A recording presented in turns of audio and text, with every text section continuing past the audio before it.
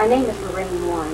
My husband Ed and myself were called by Janet SMURL to this home that we are now in just prior to the Christmas holiday. On January 17th, we visited this home for the very first time, interviewed the families concerning the phenomena that was taking place to them. The phenomena began quite a while ago, but began to climax at this time. We are in their home again today on February 14th, 1986. Jack, can you give us your full name? Well, my name is Jack SMURL. This is my wife Janet SMURL. Daughters Dawn, Heather, Shannon, Karen are twins. I would say that the house was haunted. You do believe your home is haunted? Absolutely. Do you believe your home? There's no doubt. And if you had told me this a year ago, I would have probably told you that you needed a psychiatrist. But I am a believer that this house is really haunted. In the wake of Hurricane Agnes's fury in 1972, which submerged their Wilkes-Barre home under 12 feet of raging floodwaters, Jack and Janet SMURL, along with their young daughters Dawn and Heather, and Jack's parents, John and Mary, sought solace in a modest duplex at 328-330 Chase Street in West Pittston, Pennsylvania, moving in August of 1973.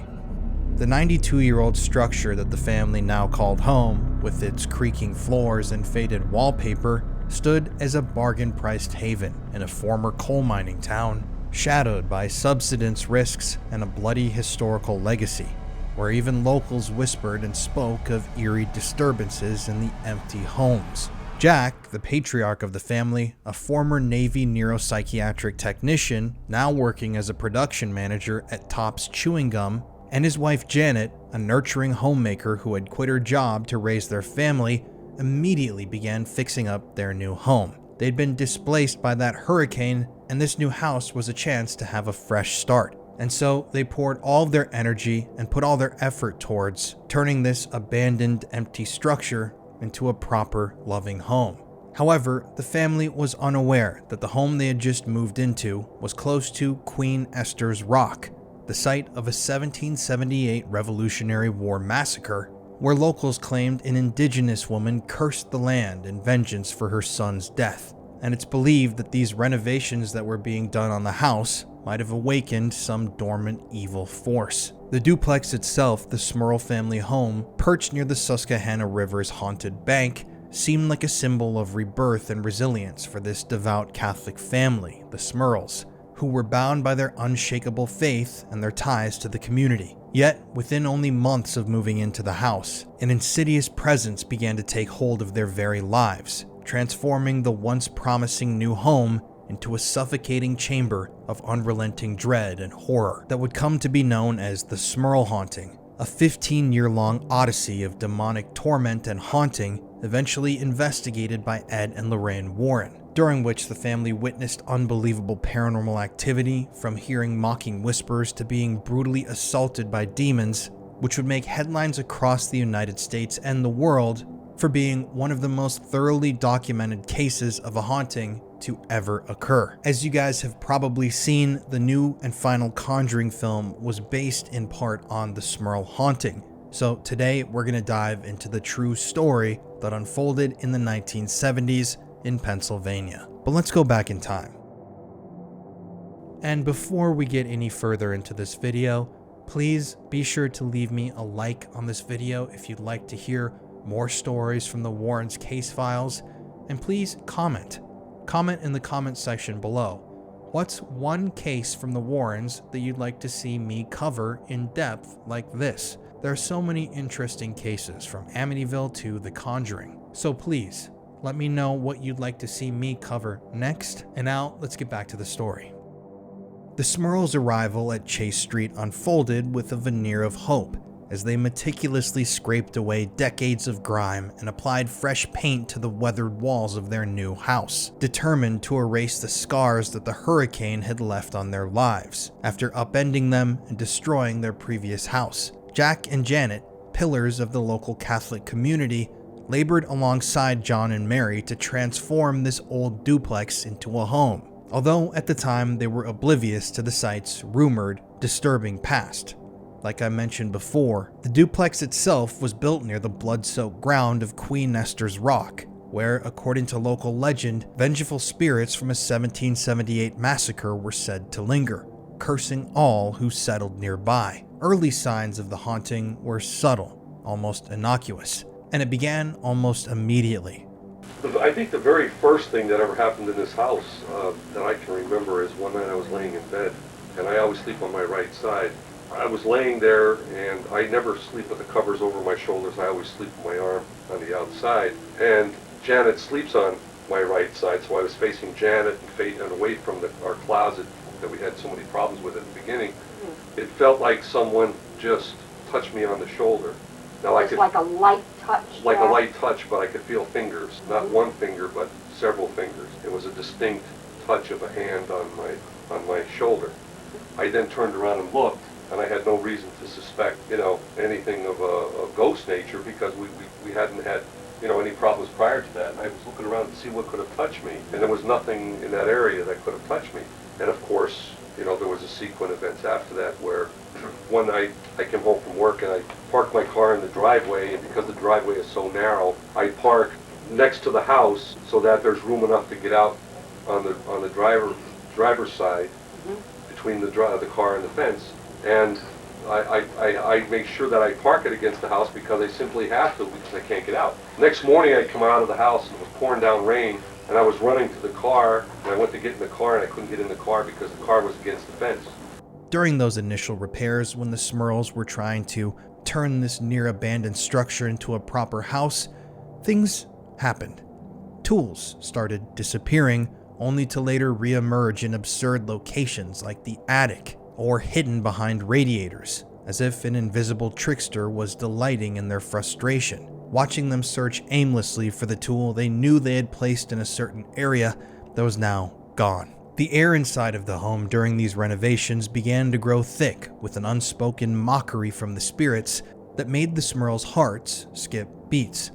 Oily stains, dark and persistent, began to bleed through layer after layer of paint, defying all the family's efforts to conceal them, as though the walls themselves of the home rejected renewal and harbored ancient grudges, the walls oozing forms like bloody wounds that refused to heal in the dim light. Also, the family members began to report smelling a foul, sulfurous odor, reminiscent of what they claimed was decaying flesh, a smell which wafted and drifted from room to room without warning, dissipating just as mysteriously, which would leave the family retching and questioning their senses. This smell of decay, sulfur, this disgusting smell, even clenched to the family's clothing. They couldn't get the smell out of their clothes and their own skin like a malevolent embrace. No one knew where this smell was coming from, but it came and went, as it seemed, as it pleased. Mary SMURL confided in her family that she had been hearing phantom footsteps pacing in the attic overhead, their hollow rhythm evoking an unseen wanderer trapped in some sort of eternal unrest, each step sending a shiver down her spine as if she was hearing the past itself tread upon the present. And this obviously sounds like your classic haunted house story. A family moves in, they begin renovating the house, they start smelling smells, tools go missing, they hear some whispers or knocks, but soon enough, the disturbances that the SMURL family were experiencing began to escalate in eeriness, which weaved a web of unease that tightened around the family with every passing day. In one particularly spooky case, Janet SMURL, as she was folding laundry in the quiet of the afternoon, froze as her name was whispered. Frantically, Janet searched the house, wondering where this voice had come from, only to find out that these whispers were coming from vacant corners of the home like a disturbed serpent's hiss, the whisper's tones laced with a chilling intimacy that made her blood run cold. And this was just the beginning. On one particularly disturbing evening, Mary SMURL heard the sounds of her son Jack and his wife Janet arguing. Keep in mind, Mary was living in the other half of the duplex, but this argument between her son and his wife was so loud, was so caustic, so violent, that it raised an alarm between Mary and her husband. They felt like at any moment this argument could erupt into violence, and so, wanting to make sure everything was all right, Mary and her husband rushed over to the other side of the duplex to check in on Jack, Janet, and the kids. However, when they reached the other side of the home and finally opened the door, what they saw was completely baffling. The family was gathered in the living room watching television. None of them were talking, and there was no argument happening. When questioned, Jack and Janet said this was impossible, and that no, they had not been arguing. So, the entity or entities in the home seemed to be mimicking the voices of the family members, mocking them, and presenting them in a violent manner. Then there was Simon, the family's loyal German shepherd, who began to stiffen suddenly and growl at empty spaces with his eyebrows raised. The family frequently reported that their dog was seeing things that they couldn't see with their own eyes, and the dog's eyes seemed to fix on shadows that would shift and breathe with some sort of malevolent intent. As these shadows moved throughout the house, Simon would begin to bark and chase after them. It almost seemed like these shadows, which weren't being caused by any of the family members, were alive. Electrical appliances, safely unplugged, would suddenly spark and smoke, sometimes setting on fire, which would fill the air of the home with the bitter tang of burning wires and smoke, as if some sort of malevolent energy was toying with fire to instill fear in the family members. The crackling sounds that emerged from these unplugged appliances, echoing throughout the house as they sparked ablaze like laughter from beyond. And then there was Dawn SMURL, who was only 9 years old at the time, who began to tell her family that she would experience inexplicable cold spots throughout the home, where her breath would suddenly form misty clouds, even on warm summer days, that would suddenly go away in the blink of an eye. These cold spots would appear all throughout the house and seemed to be some sort of chilling harbinger of the supernatural siege to come. However, at first, as with every story of a haunting, the SMURLs, clinging to logic, dismissed all of these peculiarities and occurrences as being caused by their aging house. They wrote these things off, they clung to their Catholic faith, and they stated, "This is nothing more than the house settling. The cold spots must have been some sort of a draft." And yet, underneath the surface of the SMURL family home, an evil began to awaken. An evil that was possibly rooted in the cursed legacy of Queen Esther's vengeful slaughter, where the land itself seemed to exhale the breath of the dead.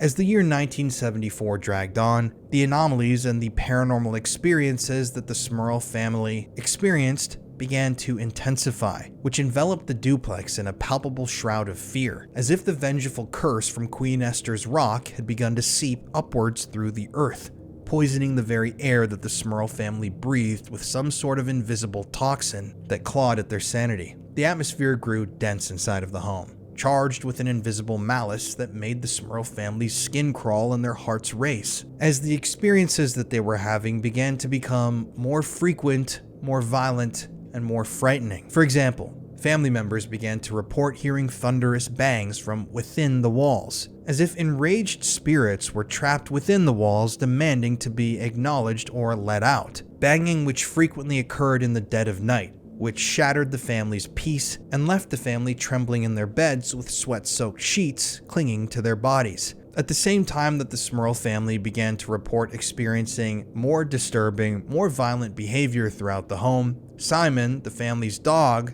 his behavior turned increasingly frantic, as he began to frequently growl angrily at the doorways where no one was standing. His ears would suddenly twitch upward and his spine would harden, as if he were hearing inaudible murmurs, conversations, or screams. And the family even stated that it seemed like Simon, their dog, wanted to protect them against something that they couldn't see. That has happened twice to me and once to Dawn, where the dog was, either we knew the dog was outside, we had let him out before. I always let him out if I'm going somewhere and I'm not going to be home. I came home, he was in. Or I know he's in, and the next thing I know, he's out. That is very upsetting. And of course, the two doors in the back are shut. So something opened the door and let him out. Now, there has been many strange experiences with the dog. One in particular where you heard this howl coming from the dog, and the dog was sleeping right next to you. One night we were laying in bed, we weren't sleeping as yet, and Simon started to howl. And it wasn't like a normal howl, okay? It was like something I would describe from the graveyard type. very hair-raising type howling, and lasted for a long time, over a minute, okay? And what I tried to do first was, I tried to take my hand off of the bed to pet Simon, and something was holding my hand back, and I couldn't move it. It was Something just, invisible, though. right, Mm-hmm. and I couldn't move my hand. And so I kept trying to push it forward, but I couldn't do it, so I pulled it the opposite way, and it finally let go. Then I put my hand on Simon, and the howling continued at all this time. I put my hand on Simon, and Simon was fast asleep. He was laying on his side with all four legs, on the, like on his side, fast asleep, very unaware of what was going on. Certainly was not coming from the animal. No, and no part of his body was moving at all. I had my hand right on his stomach, towards his shoulders, and there was no movement in Simon whatsoever. And obviously, at this point, the SMURL family was incredibly frightened. They were hearing banging from within the walls, their dog was snarling at the shadows, they were smelling phantom smells, and feeling the presence of energies unknown, and they sought solace in their Catholic faith. The family gathered for nightly rosary prayers, but the disturbances appeared to make fun of their religiousness, surging in intensity precisely when they began to pray, the beads slipping from the family's fingers while they were praying as if they were snatched, ripped out of their hands by some sort of mocking, evil energy. But it wasn't just the SMURLs that were experiencing the haunting. The neighbors in the houses adjacent to the SMURL family home began to talk amongst themselves about peculiar sounds that they heard late at night emanating from the duplex, tales that resonated with locals because it seemed like they'd heard these stories before. Like I mentioned previously, there already existed local legends of unrest along the river's haunted shores, where that historical bloodshed lingered like a perpetual fog, blurring the line between the past and present horrors. However, the SMURLs didn't move out. They refused to allow themselves to be frightened out of their own home, even though their prayers seemed to be doing nothing and actually seemed to be making the energy or the entities angry. The arrival of twins Sharon and Karen SMURL in September of 1978 infused the SMURL home with joy for a while, and it seemed at the time like they might have finally been turning a new leaf. Yet the birth of these twins amplified the family's exposure to these growing horrors, as if the new lives that had suddenly entered the home stirred the dormant curse and haunting to a greater ferocity. The cries of the newborn babies seemingly echoing throughout the home like invitations to the dark and demonic. But things would continue to get worse and more violent. According to the SMURL family, on one particularly dark evening, a light fixture was violently torn from the ceiling by a demonic force, which plummeted down and struck Shannon SMURL, carving a large gouge into her head, the blood vivid against her bright white skin. Watching this happen with her own eyes, Janet let out a piercing scream that echoed throughout the house like a wall of despair. The spirits seemed to be getting more violent and more unruly. And this event, where the light fixture came plummeting down from the ceiling as if ripped by an unseen violent force and struck Shannon SMURL in the head, can be seen in the new film The Conjuring Last Rites, where the production team attempted to replicate that event in its entirety, even portraying the events of the day beforehand. Here's a clip of the SMURLs talking about this event themselves. That was the night of Heather's confirmation. That was on April the 29th, 1985. Heather and Shannon and myself were in the kitchen, and I was pinning her collar onto her her confirmation robe. And we have a 4-foot by 2-foot ceiling light, and it came without no warning at all. In a matter of a split second, it came crashing down onto the kitchen table. That must have been very frightening. It was very frightening because we didn't know. It was unexpected, and it wasn't like a light that had broken naturally. It didn't tip, it didn't sway, it just came crashing down. And it gouged Shannon on the forehead, and it gouged a mark onto the refrigerator. And this was about a half an hour before we went to church. And when my father-in-law came over and looked at it, because he's very, very handy with these kind of things, he looked at it, he said, there is no way that this thing could have happened.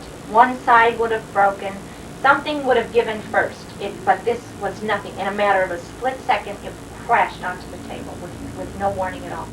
The SMURL family also began to report seeing, visibly, inky black masses that glided throughout the rooms of the home, their amorphous shapes undulating like living breaths of darkness, which left trails of bone-numbing cold that penetrated the SMURL family members to their core, freezing their blood in their veins and their souls in terror as they watched these shadows pass. This was something that became very common to the SMURLs, these visible shadows that they were seeing with their own eyes drift room to room, and according to their own testimony, these shadow figures or forms always left an extreme blood-chilling cold in their wake. On one particularly disturbing night, Heather SMURL was deep asleep in her bedroom. The haunting was intense at this point, but they were still living in the house and she seemed to have been getting some good sleep.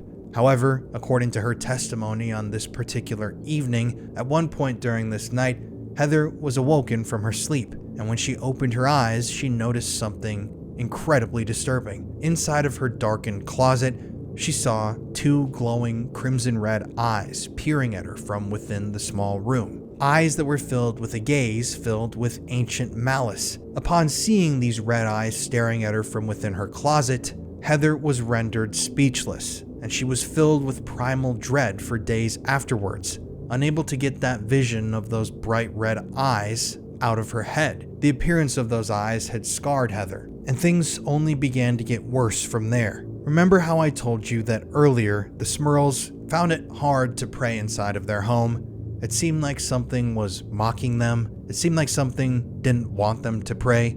Their rosaries would slip from their fingers on accident while they were reciting Hail Marys. Well, this is when we see the haunting get much worse. And at this point, the family began to realize that they weren't dealing with Casper. They were possibly dealing with something from another realm, a more evil realm, a much darker place.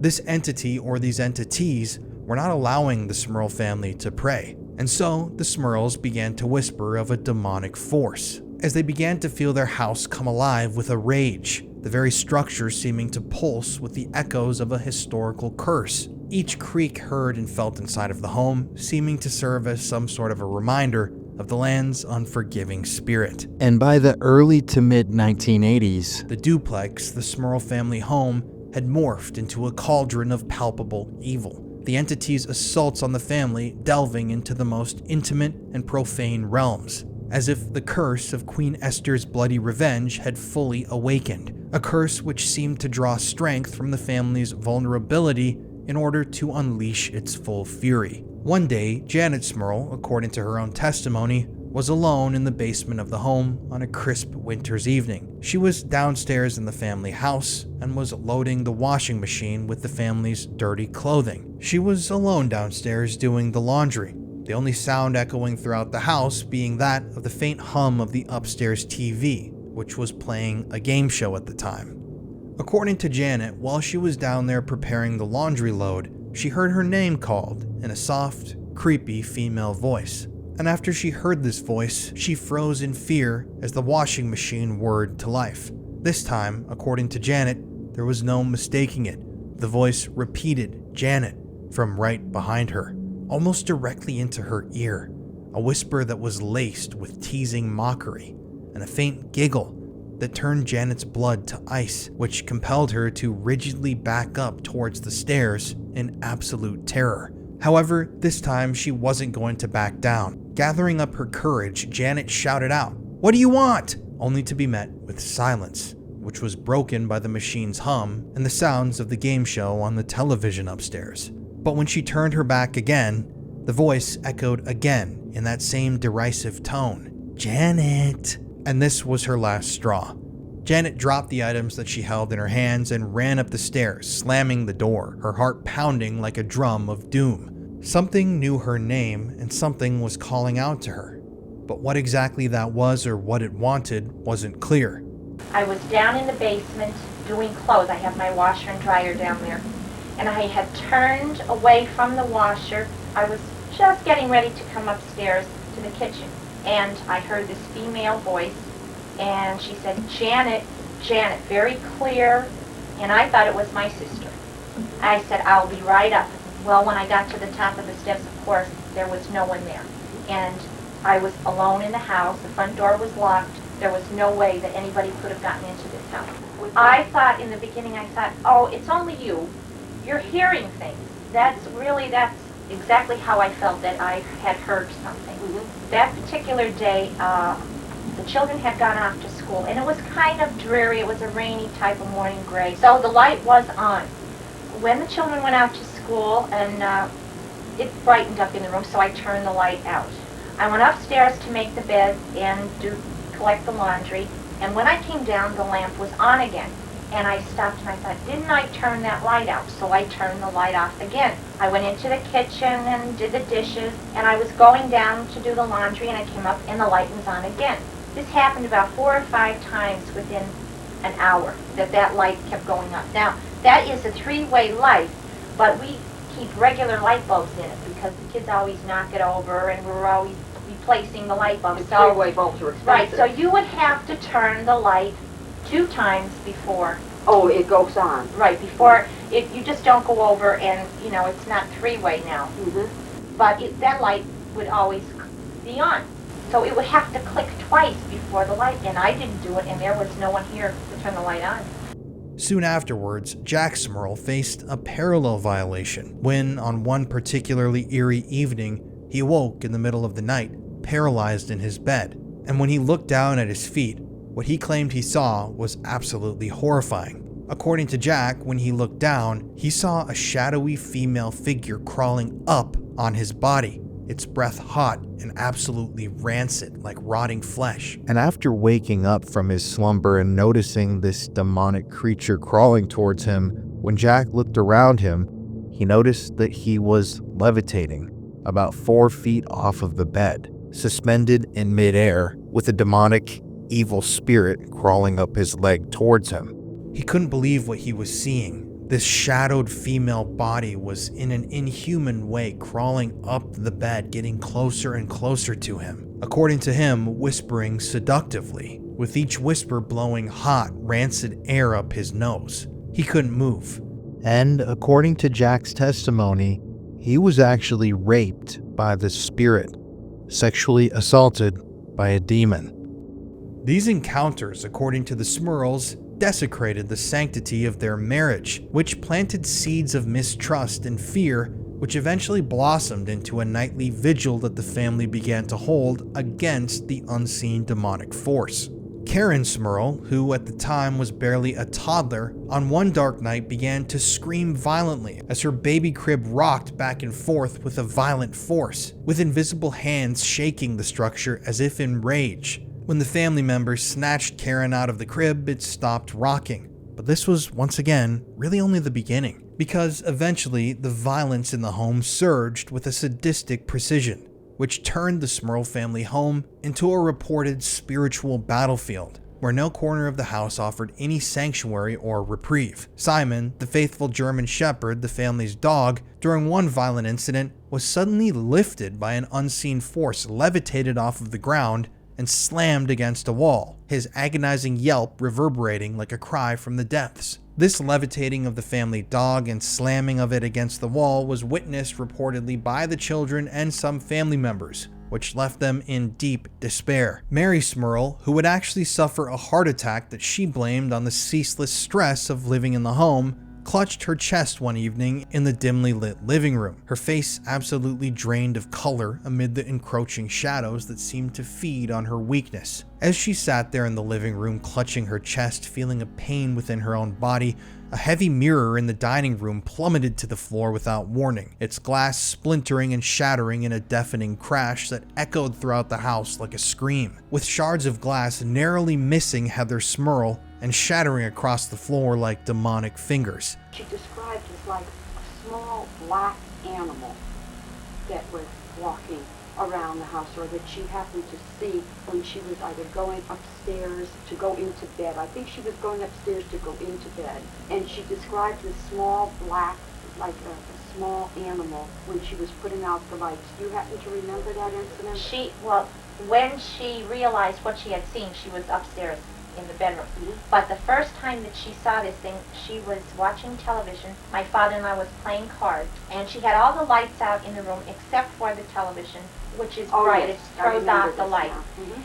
And she said all of a sudden, this black animal ran right past her to the corner of a love seat that she has in her living room. The love seat is also a bed. It opens up into a bed, so that the bottom comes completely to the floor, maybe about an inch off of the floor. She said this thing stopped, and she said like it ran under or into the couch. But she said there's no way it could go under the couch because there is not enough room.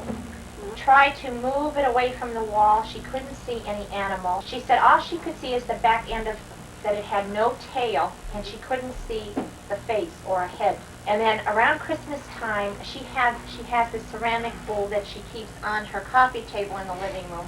And during the Christmas holiday, her and Jack were upstairs and her upstairs, and she had this on a little table in the hallway, and all of a sudden she said, "Oh my God, this is kind of like what I saw run past me in the living room." In other words, about that size. About that size. And she said the legs were the way the legs were shaped basically is what she saw.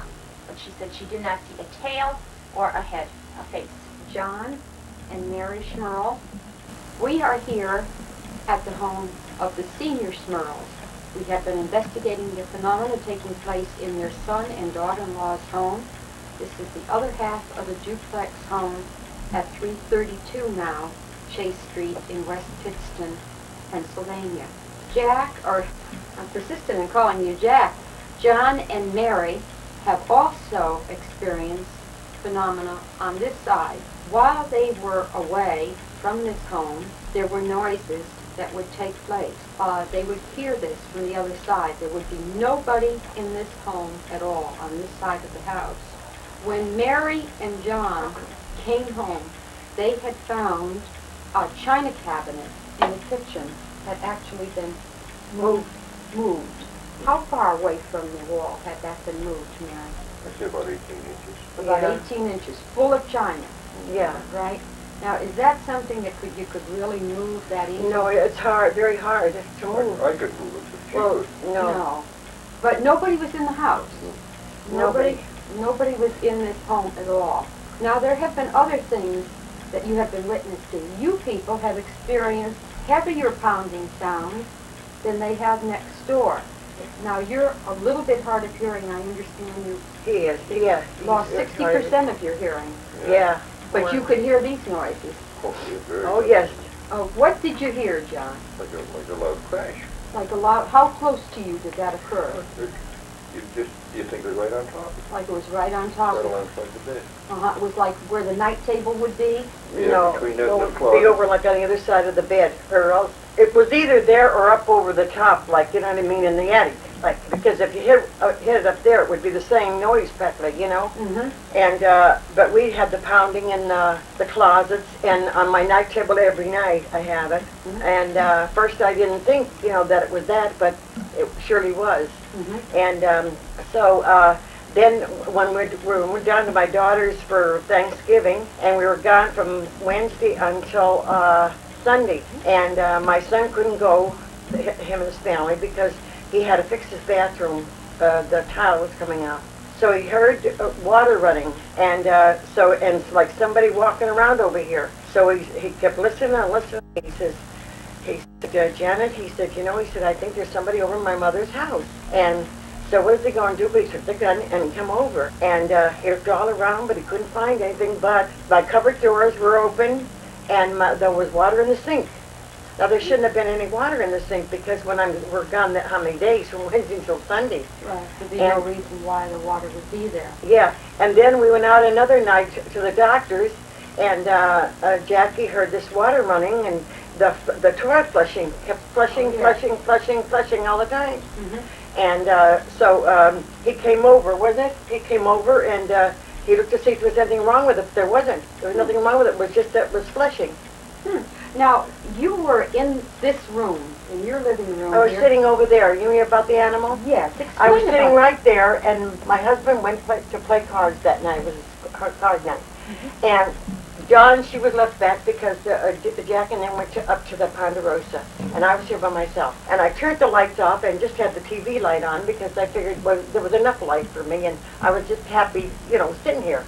So all of a sudden, I just happened to look over, like over here, and I saw this animal there, but I just went like this, and just when I went like that, it was gone.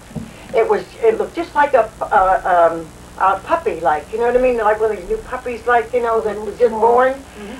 But it didn't have I couldn't see the head that was down, and I couldn't see no tail. And what color was it? It was sort of a brownish, like, Dark? yeah. Dark color. Yeah, dark color. Did that frighten you? Well, for the moment, You were startled. yeah, I was startled, because who else was I going to scream to? Yeah, you There were all was by nobody, yourself. there was nobody in the both sides. Lorraine, when I go home, every light in the house.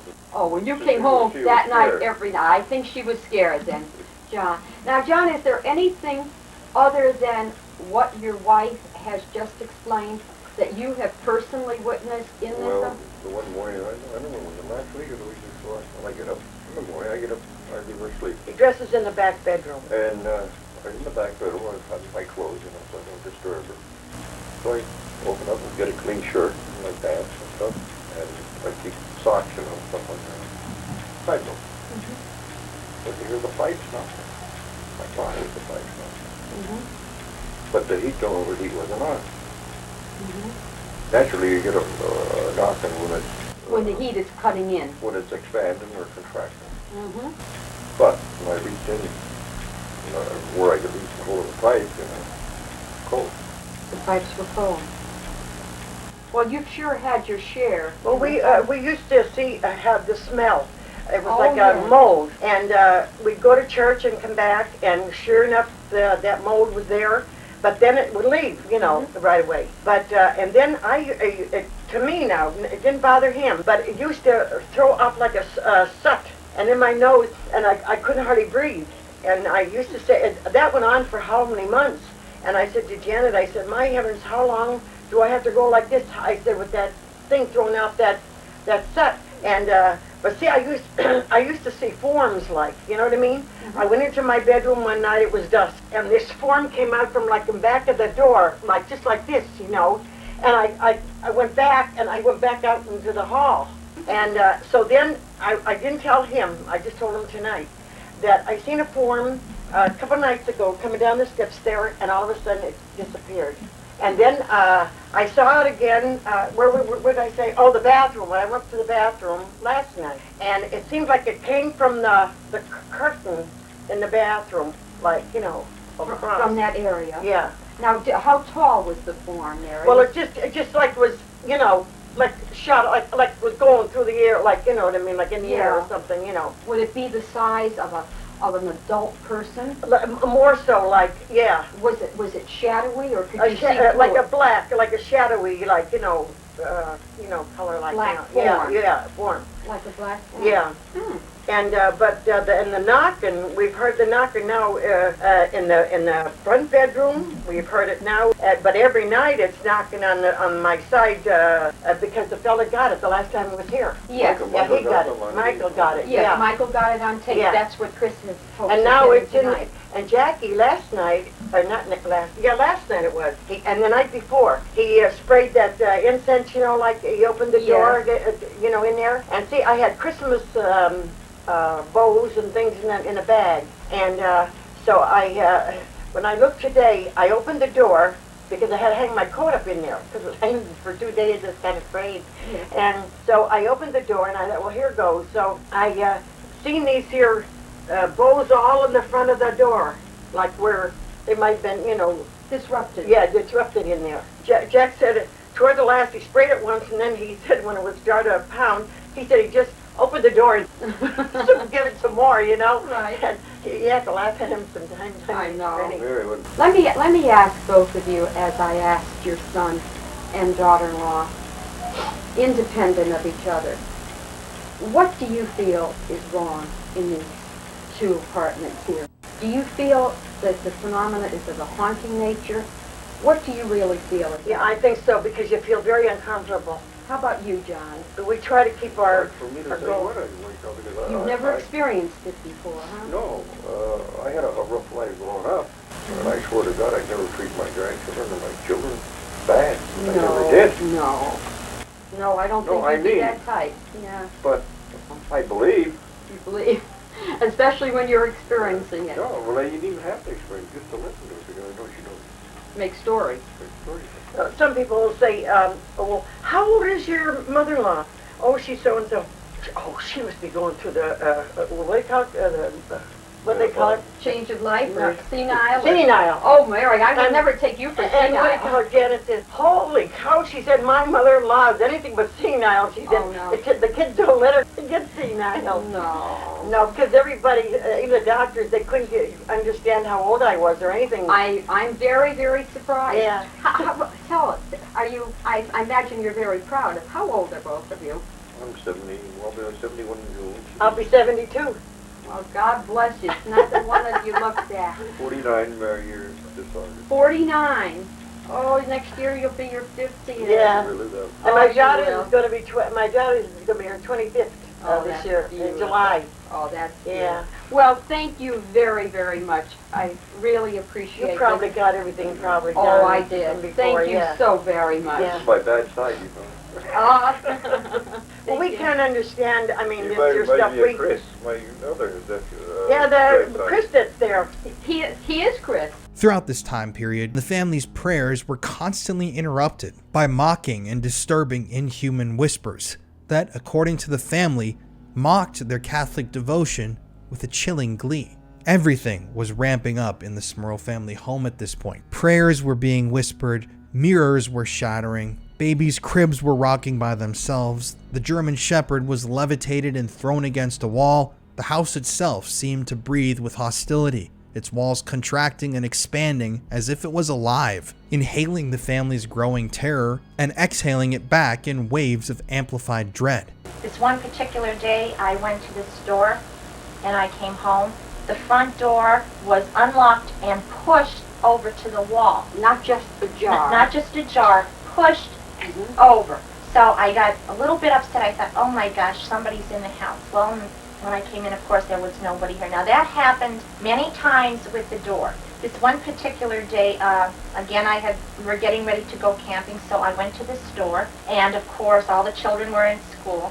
And as I was pulling up in front of the house, my nephew was coming in the front door, and I could see that the door, again, was pushed right over to the wall. So I thought Don had come in from school. It was around 2:30. And I thought, well, maybe Don's home now.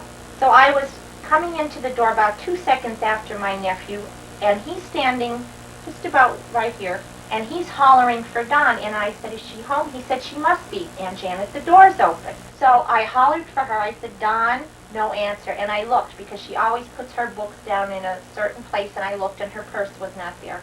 I said, she's not here. And in that period of time, Don came into the house. Now, no one else was here. You need a key to get in, and yet the door was wide open. And things were really escalating at this point.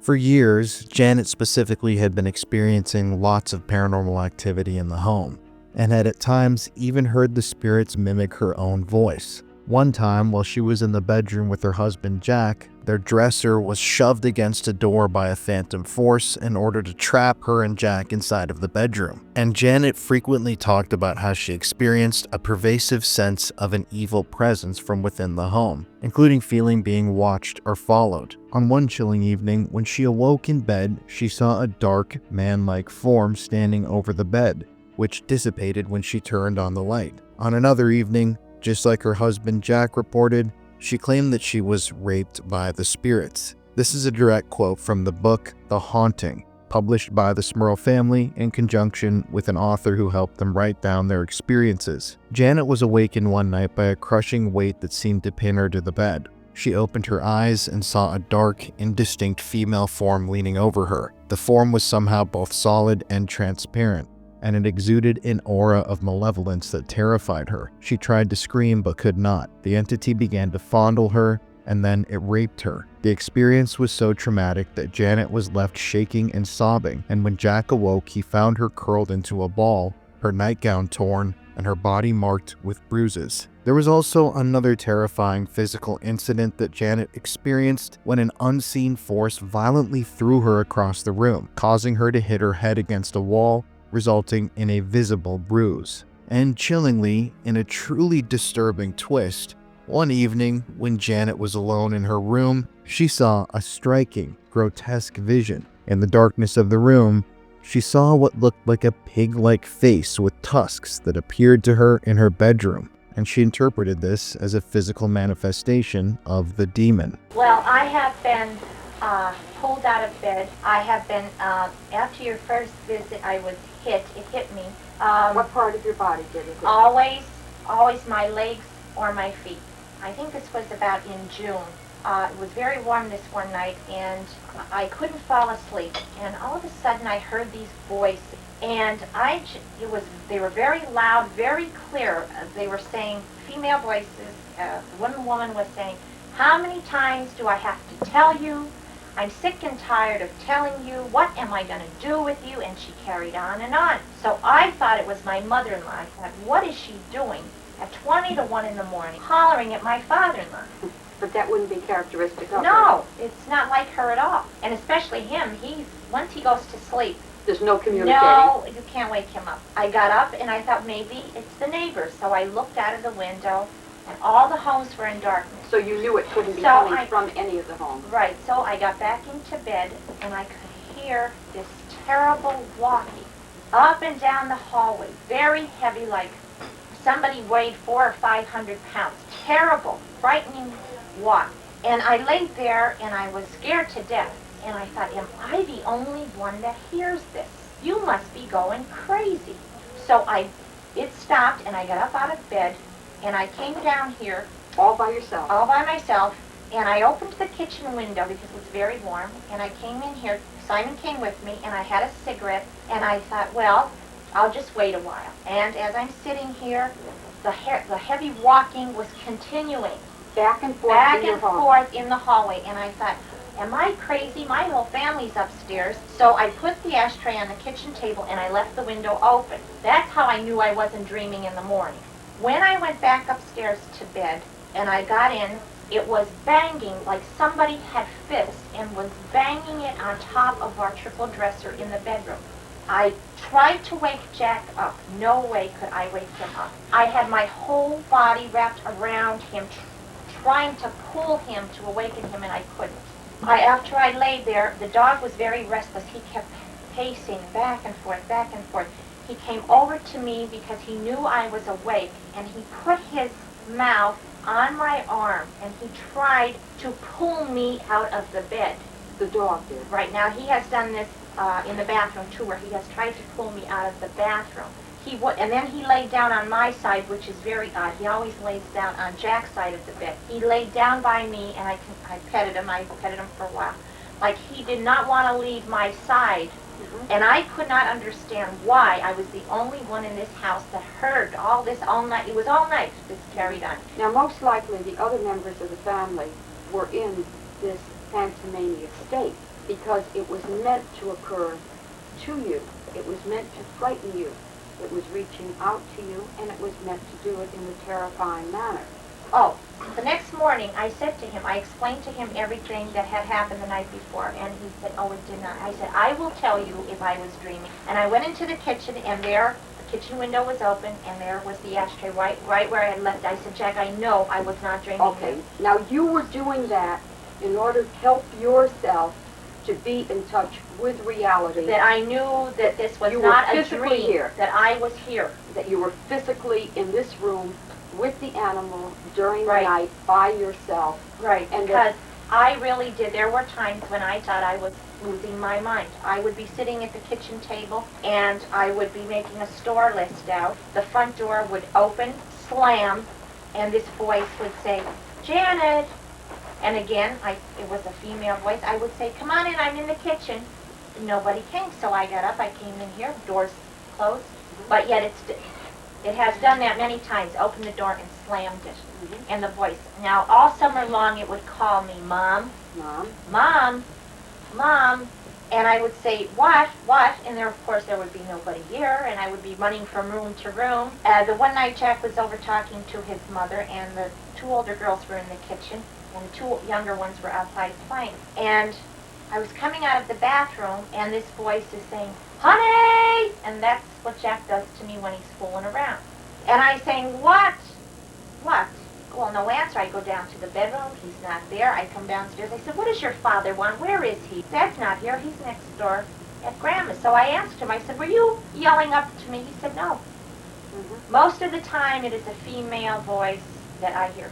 The first priest to visit the SMURL home was named Father Raymond L. Karsiak, a longtime family friend of the SMURLs. He was invited over to the family's duplex for dinner one evening during the worst part of the spiritual siege, at which point the SMURLs told him about the problems they'd been experiencing in the home. At the time, the family was relieved to find that the father took their words seriously and believed them. However, after Father Karsiak went upstairs and began spraying the property with holy water, he then told the SMURLs that he suddenly realized he was in the presence of something evil. He said, "You're nice, normal people, and this shouldn't be happening to you." As the priest talked to the family upstairs, Janet could see that he had begun to sweat and was becoming increasingly nervous. The SMURLs had the sense that the presence was applying pressure on Father Karsiak to leave their house. Nonetheless, the priest continued to go throughout the home, blessing each room with holy water and commanding the demon to leave these people alone. At one point, though, the pressure became so much on the priest and he looked so shaken that Janet and Jack were afraid he might pass out. But Father Karsiak bravely finished the blessing, then had some coffee in the kitchen with the couple, and left. To their surprise, the SMURLs found that for 3 days following the blessing, their home was untroubled by the demon. But after those 3 days of peace, the demon returned several weeks later and began trying once again to dominate the SMURLs. This was signaled by an especially troubling incident in which Mary SMURL, whose health remained bad, found herself lifted, along with her mattress, so high in the air that she was forced to jump to the ground from the levitated bed, badly bruising her knees. Her husband, who was out playing cards at the time, became incredibly angry when Mary told him the story, and he helped Jack and Mary reach their decision to call Monsignor Francis Kane to come once again bless the duplex. The Monsignor went through the house and blessed each room with holy water, and once again, according to the family, this blessing kept the demon at bay for several days. Unfortunately, its return was signaled when closet doors began opening and banging shut at will. Here's a clip of the SMURLs talking about these closet doors opening and shutting by themselves. In the springtime, you would be up in the bedroom, and our bedroom closet door is a louvered door that does not have a handle to open and close like a regular door. It is a louvered door that comes together in the middle. You push it sideways, and the door comes together this way. It's on a hinge, and it's on a rod at the top. We have tried to do this many times, and we thought it was very strange. This door would open and shut, and there is no way. We can't do it. We've tried to do it, and it's impossible. You cannot open the door and pull it back. You have to push it in the middle. It's on a track. It's on a track. The door hinges out towards you, almost like An accordion. like an accordion. How fast would you say that is going? Oh, it was going very fast. It would be going back and forth, and you cannot do that. There is no way that you can do that. In the beginning, it would open the door and just leave it in that position. So I would go over and close the door, and it would do it again. But this one particular day, I was getting dressed, and I was sitting on the bed, and I was putting my shoes on, and this door started to go back and forth, back and forth. So I hollered at this thing. I said, "Will you knock it off? I'm in no mood for you today." And the door shut. Listen to you. So then I got up and I started to do something, and it opened and shut and opened and shut. And I said, "Didn't I tell you to knock it off?" And it went, shh, the door closed. It's totally impossible. My husband has tried to do that. There is no way that you can do that with that door.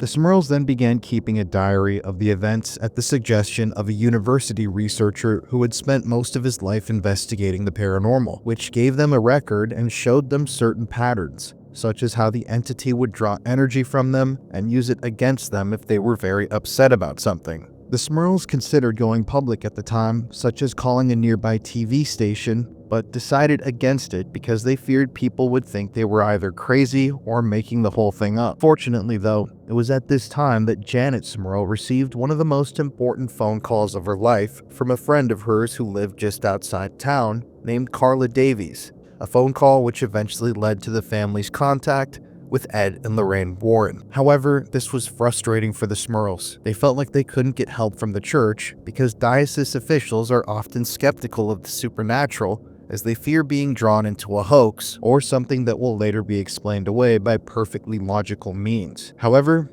this leads to one of the most chilling events in the entire story. On one day, feeling like they needed help more than any other time, after Jack reported being raped by the succubus, Janet SMURL called the local diocese office. Someone in the office picked up the phone, and she began relating their troubles. The man on the phone identified himself as a Father O'Leary, and after listening to Janet's pleas for help, Father O'Leary promised to take the matter to the chancellor at the diocese and get back to her. However, later on, when Janet called the diocese back again after hearing nothing, they said they had no idea who Father O'Leary was.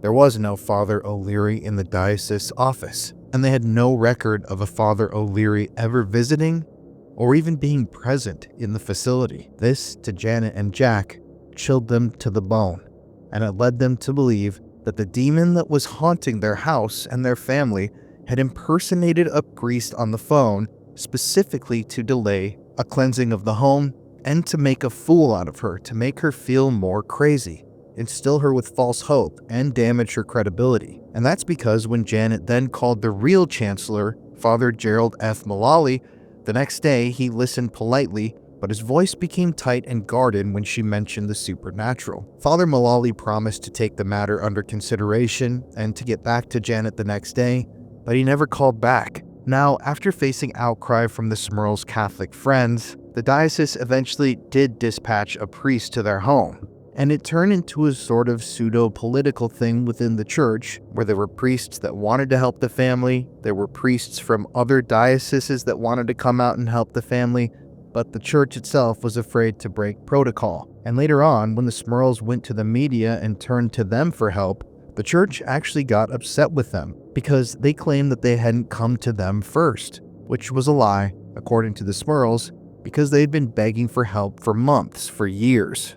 And this only amplified their own isolation inside of a home that now pulsed with an almost ancient, vengeful energy, which some would claim was drawn from the blood-soaked soil nearby. However, bringing the priest in to attempt to bless the home, according to the SMURLs, only made things worse, and the paranormal phenomena raged on with a renewed viciousness. In the middle of the night, the SMURL family's mattresses would shake and vibrate as if they themselves were possessed by seismic fury, jolting the family awake night after night with screams and their hearts hammering in fear, the motion of the bed evoking the subterranean shifts of old mines or the stamping and stomping of historical ghosts. Footsteps began to echo even more heavily and even more frequently throughout the home's attic, deliberate, heavy, and ominous, accompanied by guttural, inhuman whispers that seemed to slither from within the walls like venomous serpents, whispers that mocked the family, and sometimes, according to them, threatened them. Janet SMURL seemed to be one of the members of the family that was targeted by this haunting the most. In one chilling incident, Janet was alone. She was relaxing. Nothing bad had happened that day. Everything seemed to be normal. That is, until, while she was alone, she was confronted by a black, inky mass that hovered over her bed, its form undulating like a living heartbeat of darkness. As Janet sat staring at this morphing, amorphous black orb, she felt a chill radiate through her entire body that seemed like it froze her all the way to her soul. As she stared at this black, amorphous mass, it seemed to whisper to her, whisper of eternal damnation, almost like a threat, before it eventually vanished into thin air. The SMURL children, who were innocent victims in this nightmarish haunting, seemed to bear the brunt though. At one point, one of the SMURL daughters even claimed that she had been violently pushed down the stairs by the demonic entity and escaped from the incident covered in deep bruising and bloody cuts. And this entity would frequently mess with the children's toys. For example, in the book The Haunted, it states, One afternoon, Janet came home to find her daughter's toys scattered all over the living room floor, though the girls swore they had been put away earlier. And in a separate quote from the book, the authors state, "Another time, the children's toys were found stacked in a bizarre pyramid shape in the middle of the room, an arrangement that none of the family members could explain." I had a bracelet. I had brain surgery 2 years ago, and I have a stainless steel bracelet that I wear, a medical alert bracelet, which says that, you know, I could have seizures, and that I am also allergic to penicillin, okay? And it has a chain, it has a special lock on it. It's special made so you can't lose it, okay? That's the reason for it. I never take this thing off except when I take a shower, okay? Now, the one night I went up to take a shower, and I took my metal off, and I took my bracelet off. I put it on top of the towel cabinet in the bathroom. While I was sitting on the commode, I was cutting my toenails, I could hear 3 raps on the wall. In the bathroom. Right, but along with the 3 raps, with the first rap, I thought I could hear the ting of metal. It was like unusual. It was 3 raps on the wall, but yet on that first rap, there was like a tinging noise, like metal against metal. Yes. I think. Yes. So I didn't pay any attention because this is common happenings in our house, so I continued to cut my toenails, and it rapped 3 more times. But this time it was just 3 raps, no metal noise. So I got in the shower, I took a shower, I come out, I put my metal on, I went to put my bracelet on, my bracelet was gone. I never left the bathroom, never opened the bathroom door. I took everything in the bathroom and I emptied it. I looked in the commode, looked in the waste paper basket, where the towels were, the hamper, moved everything, and it was nowhere to be found. Then it dawned on me that the first time I heard the rap, You heard the pinging of I heard the pinging, that the chain must have, when it picked it up, it must have pinged off of the top of the cabinet and it's gone. And is that also metal, the cabinet? Correct, That correct. is also metal. And I haven't seen it since, it hasn't come back. So that's basically, and then I was missing a white shirt, which was gone for about a year. That has never returned, okay? But along this same thing, it was right by the chimney. And now that's the chimney that used to be functional when they had the coal stove in the kitchen. Okay. Okay, it's no longer functional because when we had a new roof put on the house, we had it knocked off at the roof line, so that the chimney is just basically just standing there, and it's of no use anymore. So Janet and I both had the feeling that possibly this could be the place, because this is where I heard the pinging noise, that this could possibly be the place that's storing these things. So on one Sunday, I took the ladder, we went up into the attic. I went up to the attic, and we went back to we went up just generally to look in the attic to see if we could find any places where we could find any of this stuff. So we couldn't find anything, but while I was up in the attic, something made me feel that I had to go to the back of the house. So I went to the back of the house, and as I'm looking around in there, it dawns on me, and I'm looking at this chimney that stops at the roof line. So I got up on the ladder, a small ladder I had, and I couldn't get my head in there to look down with a flashlight because it wasn't cut off enough. And the bricks were too hard to pull off. The mortar was too hard.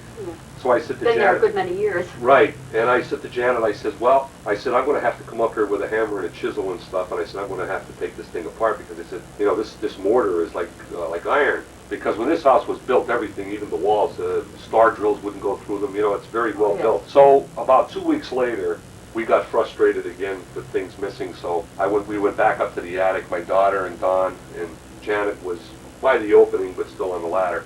And I went up there, and I put the ladder up there, and I had the hammer and the chisel and all my tools ready. And I went up there, and the whole chimney is soaking wet, all the way around. And yet there's no way that water could get in there because None. it has no opening outside at all. Right, and 2 weeks prior to that, it was as solid as iron. So now I just went up, and I just started taking the bricks off by one, and when I hit all that was in between them was sand. There was no sign of mortar left at all, except 5 feet down, and then the rest was solid like it was 2 weeks prior. But from it was just like it was telling me, go ahead, take the chimney down. Because it's not You're not going there. to find anything anyway. No. And- But to satisfy your curiosity. Right, and it's still like that because when like the 2 researchers were here, when Mike and Tony were here, we went up into the attic. Now, one of the things in relationship to the chimney that we also noted was the first time we were up there, all the times we were up there, I should say, we noticed that when we were by the chimney, there was scratching on the roof, like there were a couple hundred birds or something scratching on the roof. Or squirrels. Or squirrels or something like that. We noticed that the first time we were up there. The second time my daughter got a little bit frightened because it was, you know, it's a pretty loud noise. And it isn't there when you first get there, you know, you have to wait a couple of minutes. And then of course when Charlie, the researcher, and Tony were up there with myself, the same thing happened to us again, like scratching all around up above us, okay? But yet nothing was on the roof. Nothing. Well, And the nothing was on first- the roof. The first time we even sent Heather out to the backyard, we said, Heather, go outside and look up on the roof and see if you can see any birds or, she said, no, there's nothing up there. But yeah, you could hear this, and it was loud, like a loud scratching. Not like a squirrel would make, it was really loud. Like a cat or, Even louder than, like a large animal. Very loud and there would be scratching. no way that a large animal No. could get on that roof. No. These earrings, I've had a few experience with the earrings. It's not that they're very expensive because I do have expensive ones, but these were just maybe $10 or $15. But I liked them because of the way they were made. They were made so that a piece goes, it was all one piece. You didn't have to have a backing on it. The piece would go through your ear and it would have a special lock on the back. The first time I wore them that I had something happen to them, we were camping, and it just so happened I had left them on at home. I didn't take them off. And while we were there overnight, in the morning I got up, and I left them in my ears when I went to bed so I wouldn't lose them. In the morning, the earrings were gone. So we looked all over for them. Jack and the kids, we shook the sleeping bags. We took the whole place apart. We couldn't find them. In the meantime, I made breakfast. I was brushing the girls' hair. I went to do the dishes, and when I pulled my hands out of the dishwater, the earrings were slipped onto my finger. Onto over your finger, like the rings. Right, Okay. just like a ring. 2 of them. And I thought, I would have seen it. Of course. I would have seen them long before this. So they were not on my hand when I got up in the morning. The second time they were missing, I had worn them on a Wednesday at home, and I took them off, and I have a place I put them because I wear them the most. When I went to get them on Friday, the earrings were gone. Could not find them. The kids looked. I said, well, maybe it took them and put them in your jewelry. We looked every place. Could not find the earrings. About 2 weeks later, I was getting ready to take a shower, and Jack's medical bracelet came into my mind. Maybe it took his medical bracelet and put it in his jewelry box, because Jack has a little jewelry box where he keeps tie clips and cufflinks, but he never uses it. It could sit there for a year and he wouldn't open it. You're a very informal man. Yes. So I thought, that's an idea. So I went down into the bedroom and opened the jewelry box, and I let out one yell, because there in the front of his jewelry box, and now on top of his jewelry box he has American Rifleman magazines piled up, so you know it's not well used. And when I opened it up, there, as nice as you please, were my 2 earrings standing straight up side by side. When I took them out, they had like a coating on them, like a soot residue. I had to scrape it off the silver, like almost like a pasty type. That's how, I don't know how long the earrings were sitting in there that way. Dawn was getting ready for school this morning, and she came down in a fit because her new jeans that she had laid out on top, they were gone. And because there's such a difference of size, you can't even say, well, Heather took them, because Heather wouldn't fit into them. So I said, now, Dawn, they have to be here. She said, Mom, they're not. She said, I looked in the closet, I looked in the drawers, I looked in the bathroom. I said, well, maybe it's in the hamper, maybe it's in the laundry basket. Could not find the jeans. When she came home from school that day, she went up to change her clothes. She opened the drawer, and they're right on top where the jeans again. Now, it has taken clothes, it has taken bathing suits where you look for them. It does take a lot of clothing. The incident with the rosary beads, Heather always had them in bed with her. I said to her, she said, they're gone. I said, Heather, well, you know, when you sleep, maybe it's in the pillowcase, maybe it fell down under the bed or through the side. No, Mom, I looked. So when they all went to school, I went upstairs. I stripped the beds down bare. I took the mattresses off, the mattress covers, the sheets, everything. Shook everything out, empty the waste paper basket. Went on my hands and knees all around the room, and I could not find them. So right before they come home from school, I thought, well, I'm going to go look again. When I went up to look the second time, on top of the made bed was Heather's rosary beads, as nice as you please. They had come back. They had come back. The first time that anything really started to be missing was over my mother's. My mother would have a Again, not anything of real value, just something that she would notice that was gone because she uses it constantly or frequently. Like her makeup kits would be missing. And of course my mother would say to the girls, did you take my makeup kit? Because the girls were starting to use, just the two older girls were just starting to use makeup and stuff like that, or maybe the babies took them, the twins. And my mother would have jewelry missing, and it would be missing for a couple of days and then it would turn back up in almost the same exact spot where it was found to be missing. But it was found always in an obvious place. Oh, yeah. Or her spoons, I believe, all her spoons were taken out of her drawer. And she was, blaming the kids, saying, you guys are digging in the yard, you're taking all my spoons. But then she never realized that all her spoons were gone. So her spoons started showing up a couple at a time. It took several days for all her spoons to come back. Very, very par for the course, really. It has Very taken, common for this type of thing. it has taken sheets and towels and baking pans, household items. It takes, not that it's expensive, or just enough for you to know that it's missing. When you go to use it, it's gone out there. Well, where is all my brown towels? And I used to say to the kids, what do? Take them to school and leave them in your locker for a month? Or no, I had a yellow one today. So it was, after a while, one brown towel was returned, then another one, then another one. They'd be returned to the obvious Right, place. they would be returned right where you thought they were in the first place. My mother, a couple of months ago, wanted to make something which required canned mushrooms. So she knew she had 2 cans of mushrooms downstairs in the cellar where she stores her canned foods, because she bought them specifically for this purpose. She was making their steak sauce. So she told my father when he was down, would you bring up the mushrooms? So he went down to look for the mushrooms, they were gone. She knew she bought them, she knew she had them. So obviously she couldn't find them, so my dad was going to the store, so she told my dad, pick up 2 more cans of mushrooms, on your way back, so he brought them back. So she used them, she went back downstairs for something else, and there they were, sitting right where they were originally. And, type of things like that. It's obvious. And she has a pair of, my mother also has a pair of slacks that she wears, daily slacks around the house, okay? And she likes them because they're nice and soft and everything. And one day she couldn't find them. She knew she washed them, pressed them, and she put them in her drawer. The next day, she went to get them, and they were gone. Now, they were missing for a couple of days, and then they showed right back up in the same drawer, in the same place that she had them previous. Just things to be annoying. Correct.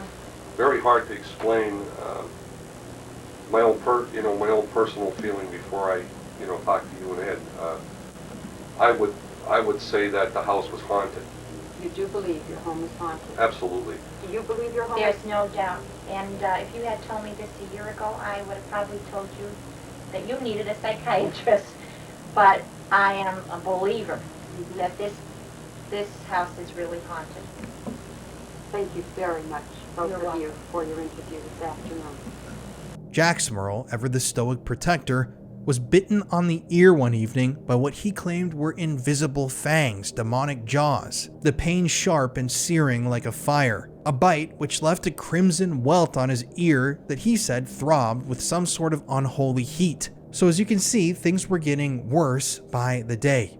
Children were being shoved down the stairs, people were being bitten by fangs, the toys were arranging themselves in disturbing circles, and like before, the SMURLs weren't the only ones noticing that something was happening inside of the home. Neighbors of the SMURLs confided amongst themselves in hearing eerie noises echoing from the duplex in the middle of the night, and they even stated that they themselves had seen the shadows moving from window to window inside of the home. But the SMURLs, still leaning on their faith, continued to pray, but the prayers provoked only vicious backlash from the entity. Also, the family's financial burdens were mounting relentlessly. Mary SMURL's medical costs were building from the heart attack that she had suffered. There were endless repairs needed to the home's leaking pipes and damaged fixtures. The young twins in the family obviously had needs of their own, and the stress of the family was building.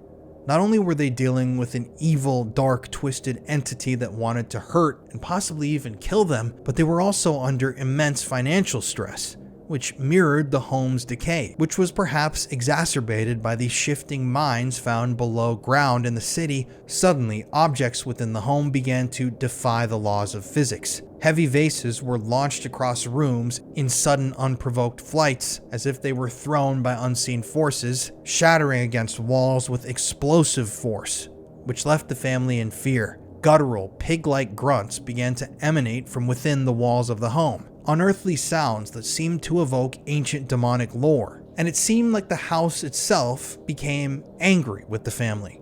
As of the last couple of months, most knocks are in threes. 3 knocks on the front door. 3, of course, is a very magical number, and many times the phenomena that occurs in these homes does occur in 3s. 3 knocks on the back of the commode. 3 knocks in the corner of a room. 3 knocks up in the bedroom between the 2 double mirrors on our dresser where there is a crucifix. Now this just happened as of late, and that disturbs me because it never bothered a religious item before. Now it has banged under a crucifix, and it has banged in the center of a rosary that hangs from my oldest daughter's bed. Well, they just had one the other night, and they had one a couple weeks ago where it was unusually loud, like somebody dropped maybe something from the ceiling or from the attic. Terribly loud, like crashing, banging, really, really loud, because my father-in-law is almost stone deaf. And for him to hear this, it would have to be abnormally loud. And they were both frightened. The loudness like that, I don't know if it was that loud on our side. Right. It's happened over my mother's twice, okay? We've never had that real one sudden bang. Pound. We usually have wrappings in multiples, and not that loud, not that terrifying, I should say. No. Because you got to keep in mind that my father is about 60% deaf, and the night it happened, it woke him up. He's 60% deaf, and he was also sound asleep, and he's a deep sleeper. And he went about, in his words, he went about a foot or 2 off the bed. I bet he did. And it's really startled him. Okay, now for him to hear it, it had to be tremendously loud, okay? And we heard nothing on our side, and we were also in bed at the same time. And Janet SMURL's nights began to turn to those of absolute torment, as she began to be plagued by vivid nightmares of clawed silhouettes looming above her with red eyes ablaze in hatred, their whispers promising eternal suffering, as shadows danced around her room in her nightmares malevolently. And at this point, illness began to sweep through the household like a plague. Mary and John SMURL's health conditions weakened further, and suddenly, the SMURL twins began to burn with unexplained fevers and illnesses, and it seemed as if the entity that was haunting the family was siphoning their life force, stealing their energy and their souls, leaving them pallid, pale, with no energy, completely drained amidst the relentless and unforgiving assaults.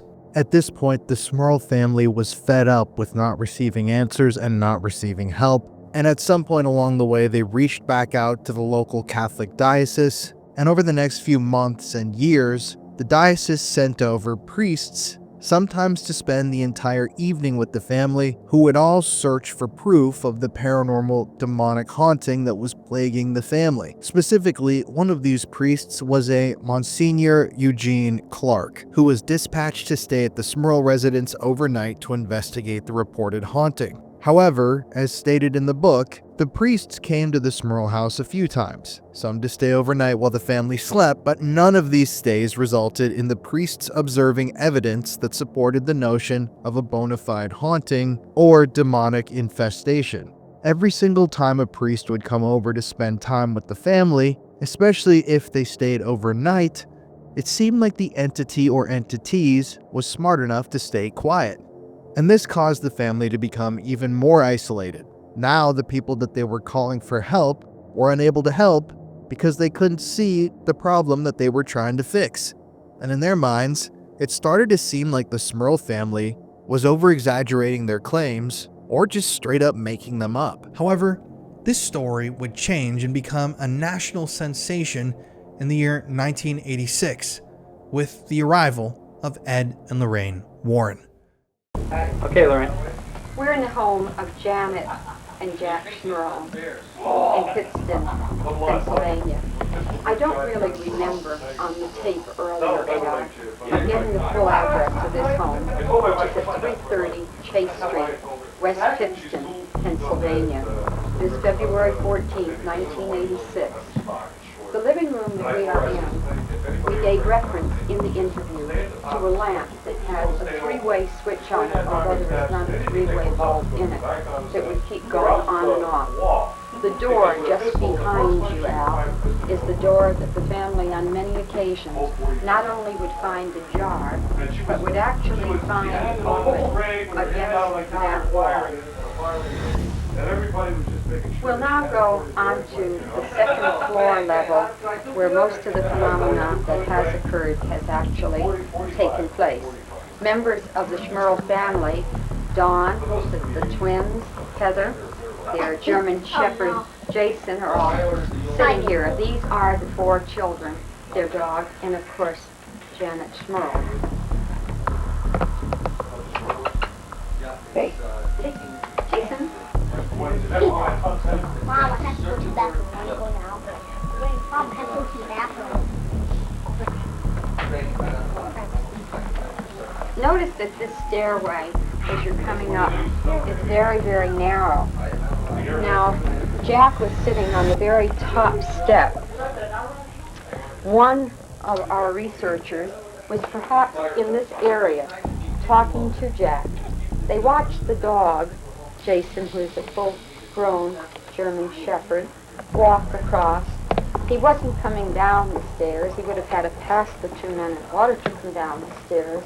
And Jack decided to call the dog because he couldn't see him for a couple of minutes. And the dog came from downstairs. No possible way that the dog could have gone from where he was up here. There was no other way for him to come from this level down without using these stairs, and he did not.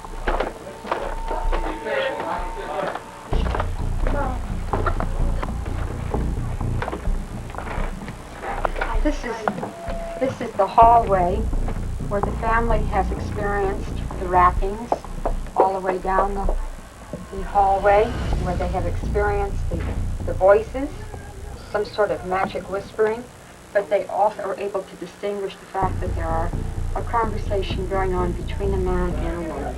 We're now entering the master bedroom. The master bedroom is where a good deal of the phenomena has occurred, where Janet, sleeping on this side of the bed, has been pulled out by her legs. The dog, Jason, will sleep on this side. I gave reference earlier to the howling noise that would come from the dog. This is where he would be laying. This is where Jack was hit. But I think one of the most outstanding things is the fact, I will show you how these drawers work. Now, it's kind of hard to have them swing, and yet this is how they will swing back and forth at great speed when the infestation or phenomena is occurring. Actually, I'm able to move them a little easier than we were able to move them early on. At times, it will only be that Janet would find it a little ajar, but on this one occasion when she was in the room, the door was going in and out very, very quickly. These are also the walls where they will hear and experience the rapping sounds. This television set, although I don't remember discussing it during our interview, unplugged or not on, will become illuminated like a bright light. No picture on it, but they will actually see that light up. They will get a buzzing sound that seems to be associated with this tape recorder that is on. The buzzing sound actually is probably not coming from the tape itself, but actually altering the state of consciousness of the people in the room, Jack and Janet. This is the room occupied by the 13-year-old girl and the 16-year-old girl. Most of the phenomena that occurs in this room seems to happen in and around the closet area, although in this room we have had the disappearance and reappearance of personal objects of the 2 teenage girls. This is the closet area, and especially in the back of this closet, where they will hear much of the rapping that takes place in this bedroom in particular. Now, in the room of the twins, the 2 little 7-year-old girls, there seems to be very little that actually happens in this room. This is a very tiny, little small room. Although the family described something that was rather strange. When they first purchased this home, this room was a little bit larger, but they have enlarged their bathroom, which has kind of reduced the size of this room. But it was on this wall when they first moved in that there was an opening, not an opening where you would have stove or any form of heat because there was no chimney behind there. And then up from that hole was a dark mark on the walls that no soap and water, no detergents, and certainly 4 coats of paint could not cover. That is the reason why this room is paneled.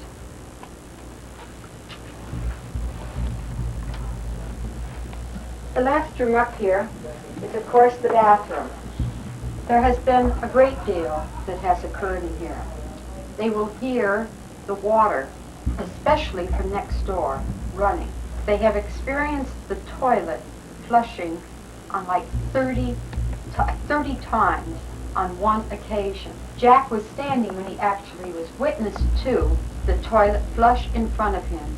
He then picked up the top of the toilet box to adjust the ball, thinking that something was wrong. Actually, nothing at all was wrong when the wrapping started right on the toilet box, the commode itself. It is in this area that Jack's medical bracelet had been missing from.